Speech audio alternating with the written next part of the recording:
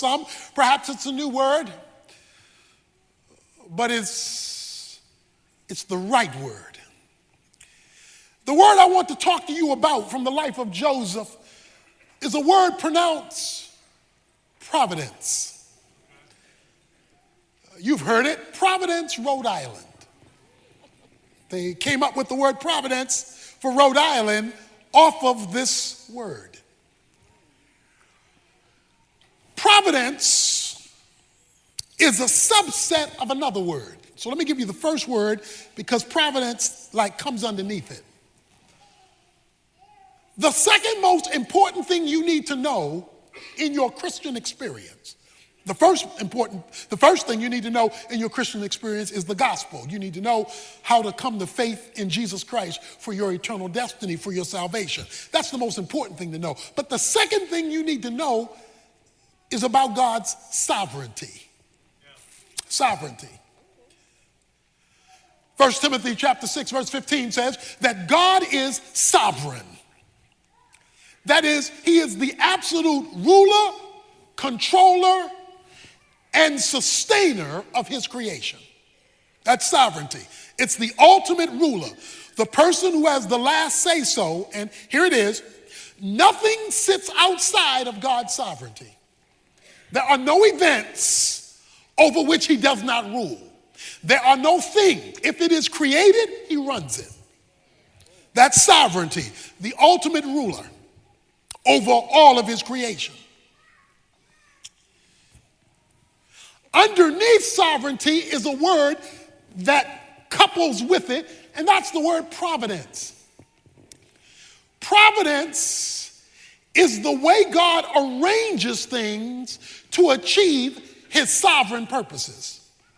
Sovereignty is his rulership. Providence is how he hooks things up, integrates things, connects things, detaches things, arranges things in order to wind up at the sovereign goal to which he is moving. So providence is the arrangement that facilitates sovereignty. The Bible is clear that our God is sovereign and that he does all things, Ephesians 1 verse 11, after the counsel of his own will. That his purposes can never be thwarted. The scripture is clear that he is ruler over all. He's sovereign. Now here it is. You cannot simultaneously have sovereignty and luck. The two can never coexist because luck is random events that occur that shape things. But if you have a sovereign God who controls everything, you can't have random events that shape anything. So you can't have sovereignty and luck. You can't have both. And the way God works out what you and I might call luck is through providence. That is, arranging things so that they come together or disconnect as he so chooses. So I want you to begin to moonwalk from luck and begin to make your way toward providence. We have watched Joseph's life, and it is filled with ups and downs. He's in a coat one day, he's in a pit the next day. He's got a good job one day, he's accused of rape the next day. He's in prison, he's forgotten, he's remembered. I mean, this guy is going through stuff. It looks like one day he's got good luck. The next day he's got bad luck.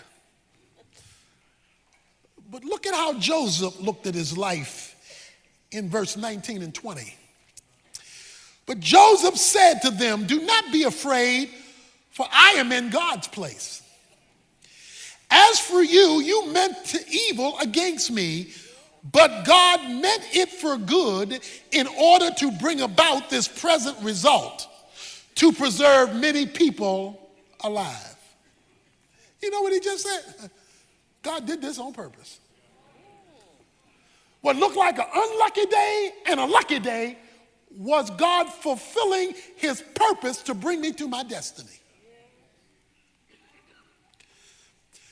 If you ever get providence, the subset of sovereignty, and move away from luck, you will begin to view life differently. Sovereignty must be the foundation and his providential working, we'll talk about that, by which you now begin to live and look at the events that shape your life so that you can arrive at your divinely ordained destiny. But if you start with the foundation that God is sovereign and that he providentially arranges things to accomplish his goal, you have laid a foundation through which to look at the complexities of life that comes your way. What you and I and others may look at as random events are actually orchestrated events in the purpose and plan of God. Let's put it another way. This mysterious thing called providence means God is sitting behind the steering wheel of history. And sometimes he's on the main highway, other times he's driving down back alleys. Sometimes it looks like he's going the wrong way on a one-way street. But he's steering the steering wheel of history to arrive at a destination. Now let's get this straight. Sovereignty and his providence, how he hooks things up, is not merely related to the big things that happen. See, we look at the big things and we say, well, either God was in it or God wasn't in it because it affected me greatly. Sovereignty is so complete and providence is so intricate that God includes the details. That's why Matthew 10 says that God knows every hair that's on your head and when it comes out. And he says he knows every sparrow that falls out of a tree. So when we talk about the sovereign providence of God, we're talking about not only that he controls the big things that get our undivided attention, but the little things we don't think twice about. Now, I know you like to think the devil is in the details, but God says I'm in the details. Because sovereignty covers everything, and providence is how he hooks the everything up in order to arrive at his specific purpose. Because God is sovereign, he is never caught by surprise, and he never says, oops, that one got away from me. He doesn't do that. Because if he's controlling the big and the little, that means he's not surprised by anything. What shocks you was long known by him. So here is the word. The word is providence. God arranging things. So let me help you right now about providence.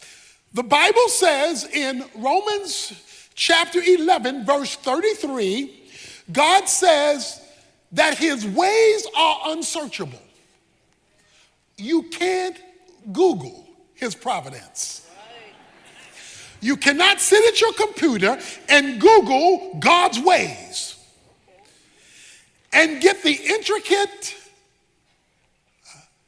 details of how he does what he does, because it is past finding out. So don't be surprised when God doesn't make sense. He's not supposed to. Because his ways are not our ways, and his thoughts are not our thoughts, and they're not even close. As high as the heavens are above the earth, Isaiah 55 says, so is the gap between God's thinking and our thinking, God's ways and our ways, and you cannot he is the unfigure-outable God. The only things you can figure out is what he decides to tell you. And Deuteronomy 29:29 says he doesn't tell you everything. Now watch this. He says in verse 20, as for you, you meant evil against me, but God meant it for good. Please stick with that word meant. They did, his brothers, his family, did evil against him. And he says, and you meant it for evil. You messed up my life on purpose. You planned to sell me as a slave. You planned to tell my daddy I was killed by an animal. You planned to ruin my life. Anybody in here where somebody planned to mess you up? I mean, they pre-planned that thing. They thought about that thing. He says, as for you, you meant it for evil. But then he uses the word meant again. But God meant it for good. Providence includes good and bad. God is sovereign. Nothing happens outside of his rule. But within God's sovereignty, he created freedom. Freedom means you get to choose. There's no freedom without choice. You're free to say yes or no, to go or stay. God created freedom, but he's also sovereign. So how can he be sovereign and control everything and at the same time create freedom? Because freedom means I can do good or bad. I can be righteous or unrighteous. I can be evil or not. We've all done both because we are free. God is sovereign. He's created boundaries. But he's also created freedom. That freedom allows you to do bad or good, to be right or wrong. But he limits how free he lets free go. Because when you step on his line, when you step on the line, the whistle blows. So God keeps his sovereignty while allowing freedom. Now watch this. Because God is sovereign in his providential connecting of things, he either causes all things that happen or allows them to happen if he didn't cause it. God cannot sin. God cannot endorse sin. But what he will do is use it. He cannot do evil, but he will use it.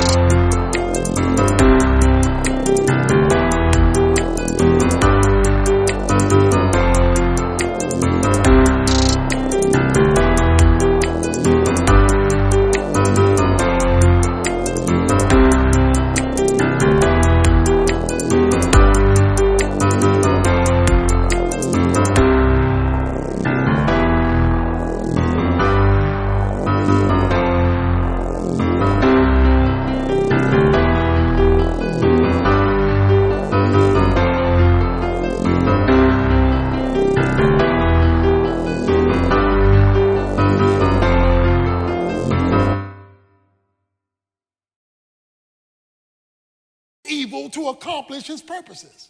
Because Joseph says, you meant it for evil, but God meant it, the it that you meant for evil. He meant it for good. Let's put it another way. God used your mess in my life to bring me to this location. It's because you messed over me. I'm fulfilling my destiny. It's because you were trying to do me in. I'm in God's place.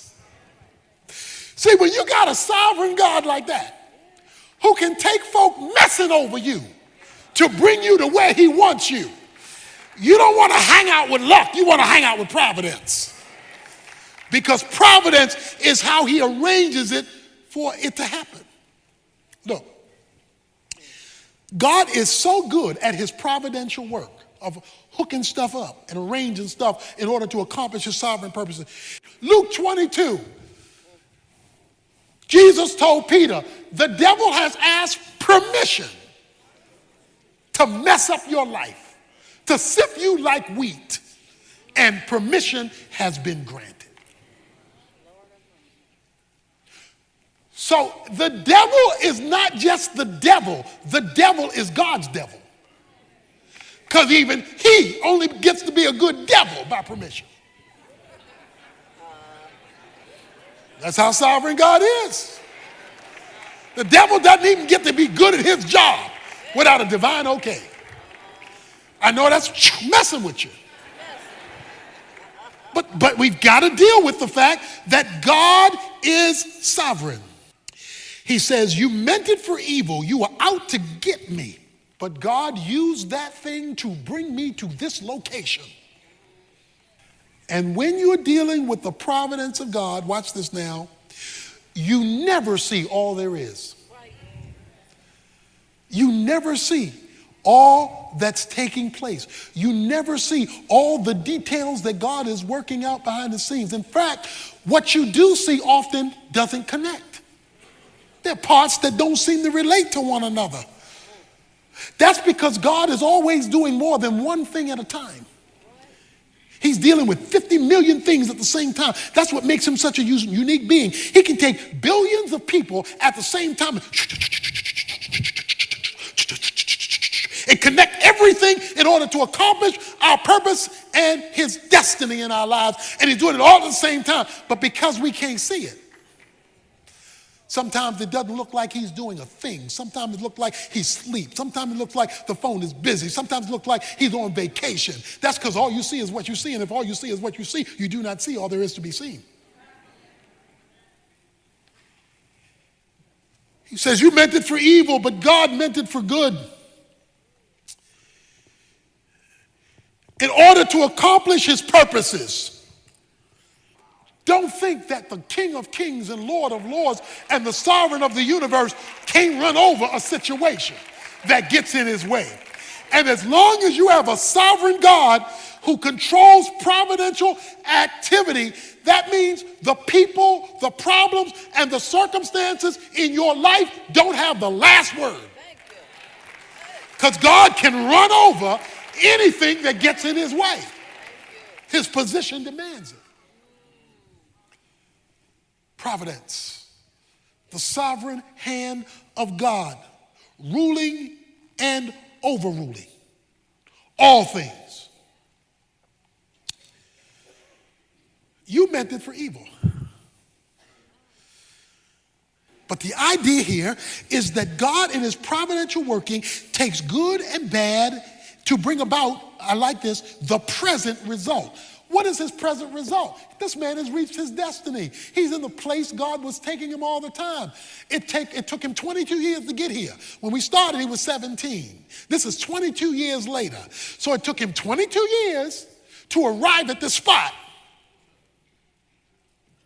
Because we don't arrive at our destiny overnight. Very few people arrive there. It depends on what God's purposes are and whether we're cooperating or contradicting those purposes. Whether we're walking with him or walking against him, which can affect the delay or the development of our destiny. Our goal through this series is for everybody to end your life having reached your destiny. Even if it meant evil had to be used to get you there. Now, I know some of you are thinking, well, what if you're the one that did the evil?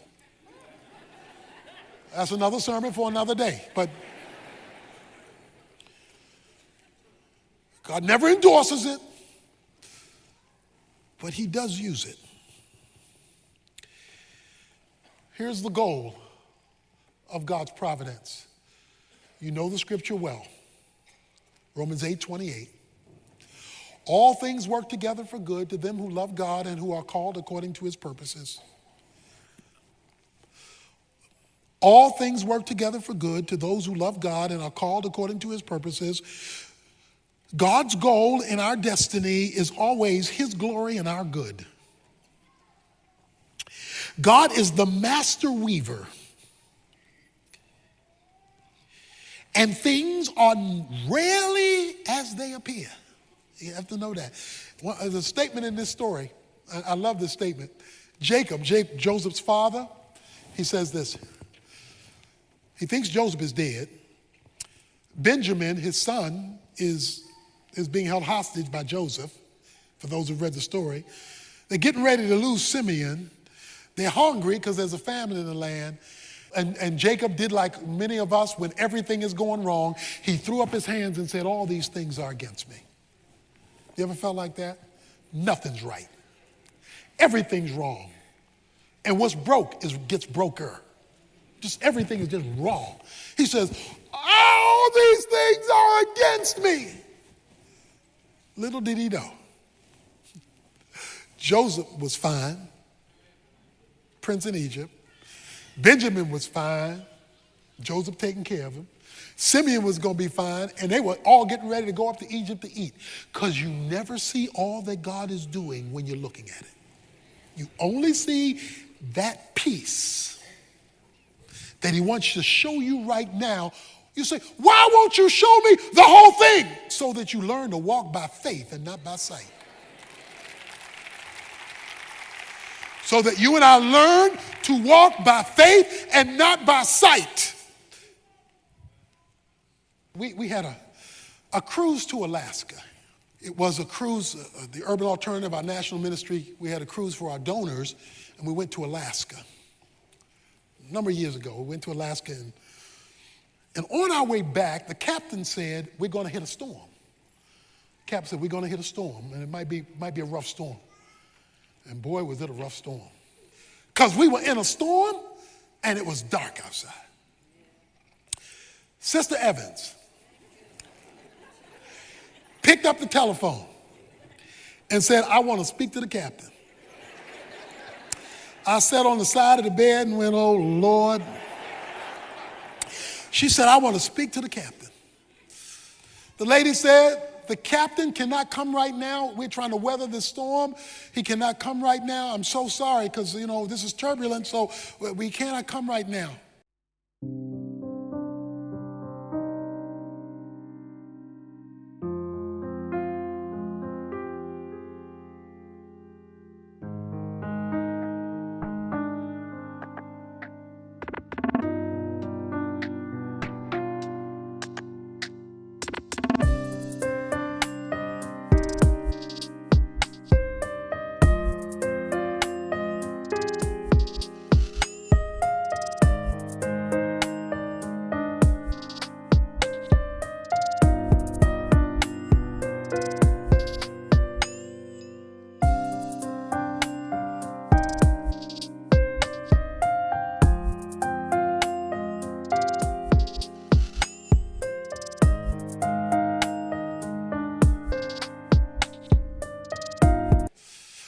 She said, well, I just want to know. He told us, he knew we were going to go into the storm.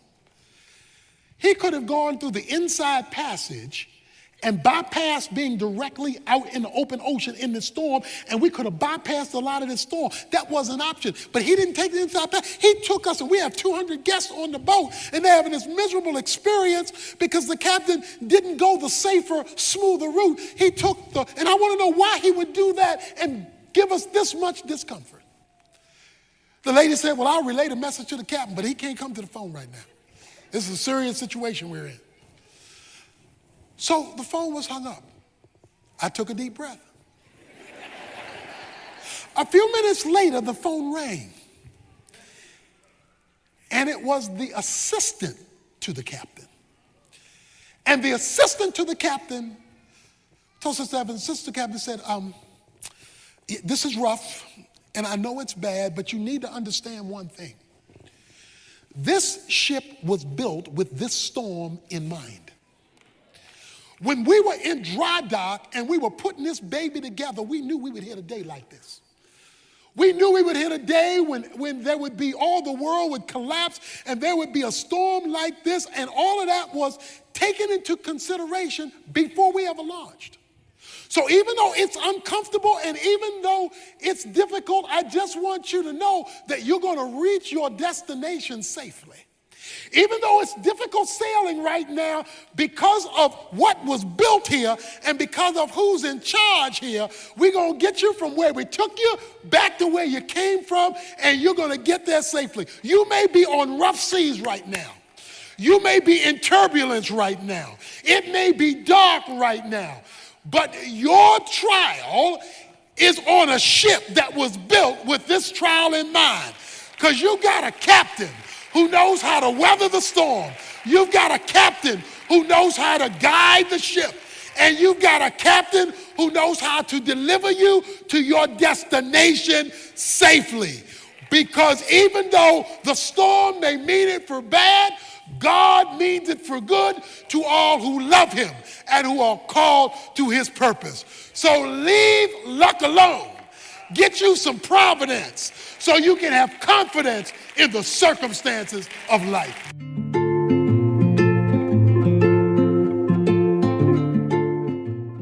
I know it feels like luck, but the biblical word is providence. Providence is the mysterious way in which God interconnects people, places, things, and thoughts in order to bring about his desired result. Sometimes providence happens with big things, other times with small things, but they're always significant things because they change the direction of your detour. So keep your eyes open for God's interaction and intervention in life's circumstances, unpredictable and unexpected